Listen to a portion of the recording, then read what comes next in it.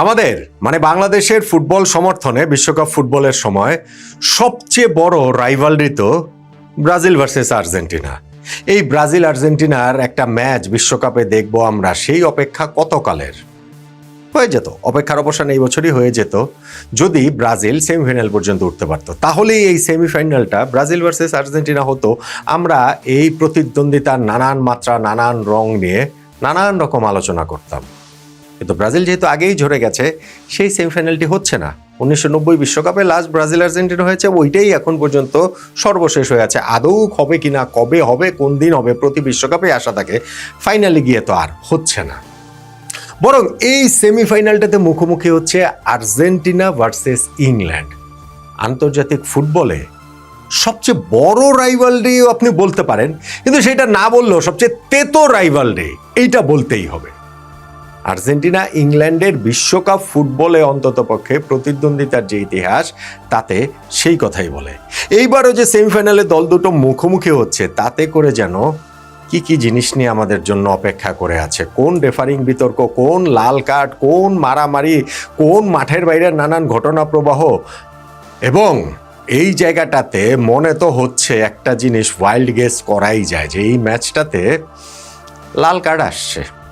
লাল card আসছেই আসছে। কার জন্য আসছে, কোন পক্ষে আসছে, এই জায়গাটা তো আমরা একটা ওয়াইল্ড গেস করতে পারি। ধরেন আর্জেন্টিনার একজন দুইজনের কথা যদি বলি, ধরেন ইংল্যান্ডের একজন দুইজনের কথা যদি বলি, বললাম আর কি, মজাই তো। পরে এটা আমরা খেলা শেষে মিলিয়ে নিতে পারবো, মিলিয়ে দেখতে পারবো।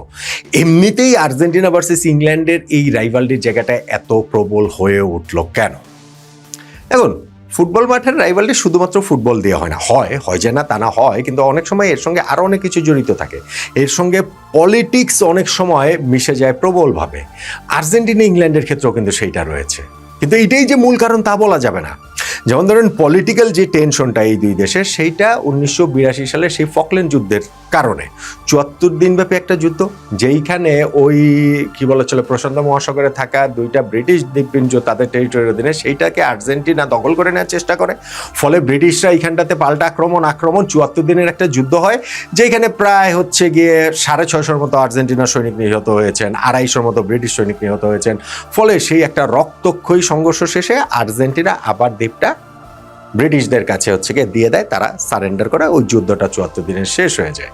কিন্তু শেষ হলেও তো আর শেষ হয় না, ওই জিনিসের রেশ এখনো আছে, এখনো থাকে। এইটা তাদের ওই পলিটিক্যাল বয়ানে যেমন থাকে, ঠিক তেমনি মানুষের মুখে মুখের যে বয়ান, সেই জায়গাটা তো প্রবলভাবেই রয়েছে। যতটা ইংল্যান্ডে রয়েছে তার চেয়ে অনেক বেশি করে আসলে আর্জেন্টিনায় রয়েছে, কেননা তাদের কাছে ওইটা একটা পরাজয়ের প্রতীক, যে ফকল্যান্ড ওয়ারটা তারা আসলে জিততে পারেনি। ফলে মাঠের ফুটবলে এইটার জবাব দেওয়ার চেষ্টা সবসময় আর্জেন্টিনা করে থাকে। এখন আমি যেটা বললাম যে এটা যে এই ওয়ার থেকেই শুরু হয়েছে বা পলিটিক্যাল জায়গা থেকে, বিষয়টা কিন্তু সেটা না। আপনি যদি গোয়িং ব্যাক টু 1966, এটা তো 82 সালের ফকল্যান্ড ওয়ার, 66 বিশ্বকাপে কি ঘটনা ঘটেছে দেখেন। এবং সেই ঘটনার প্রেক্ষিতে ফুটবলে এই লাল কার্ড, হলুদ কার্ডের নিয়ম পর্যন্ত চালু হয়েছে এই আর্জেন্টিনা ইংল্যান্ড ম্যাচের ঘটনার প্রেক্ষিতে। এই যে 2 দিন আগে আর্জেন্টিনা যে ম্যাচটা খেললো সুইজারল্যান্ডের সঙ্গে, কালো রঙের যে ব্যান্ড পরে আর্জেন্টিনা খেলেছিল, সেটা নিশ্চয়ই খেয়াল করেছেন। সেটা কার জন্য জানেন? আন্তোনিও রাতিন, তাদের দেশের ইতিহাসের একজন ওয়ান অফ দ্য আইকন, এবং তিনি মিডফিল্ডার ছিলেন 66 বিশ্বকাপে ইংল্যান্ডের বিপক্ষে। তার সেই অতি বিখ্যাত কিংবা কুখ্যাত ঘটনা, কোয়ার্টার ফাইনালে মুখোমুখি হয়েছিল দল দুটি, যেইখানে রাতিনকে রেফারি মাঠ থেকে বেরিয়ে যাওয়ার নির্দেশ দেন ফাউলের কারণে। প্রথমে একটা ফাউল করেছেন, সেই কারণে প্রথমে সতর্ক করেছেন। কিছুক্ষণ পরে আবারও রেফারির সঙ্গে তর্কাতর্কিতে যে তিনি হচ্ছে গিয়ে রেফারি দ্বিতীয়বার সতর্ক করতে তাকে মাঠ থেকে বের হয়ে যাওয়ার নির্দেশ দেন। কিন্তু রাতিন মাঠ থেকে বেরিয়ে যেতে রিফিউজ করেন। তিনি মাঠ থেকে বেরোবেন না, কিছুতেই বেরোবেন না। এবং তিনি বলতে থাকেন যে এটা যে জার্মান রেফারি, আর্জেন্টিনার ভাষা তো স্প্যানিশ, সেটাতে কি বলছেন সেটা তিনি বুঝতে পারছেন না। একজন ইন্টারপ্রেটার, অনুবাদক এনে দিতে হবে, তাকে বুঝিয়ে দিতে হবে, নইলে তিনি মাঠ থেকে বেরোবেন না। ঘটনাটা এমন একটা পর্যায়ে চলে গেছে যে ইংল্যান্ডে খেলা হচ্ছিল, ইংল্যান্ডের ওয়েম্বলিতে তাদের আইকনিক স্টেডিয়ামে, ওই তাকে মাঠ থেকে বের করে নেওয়ার জন্য পুলিশকে পর্যন্ত কল করা হয়।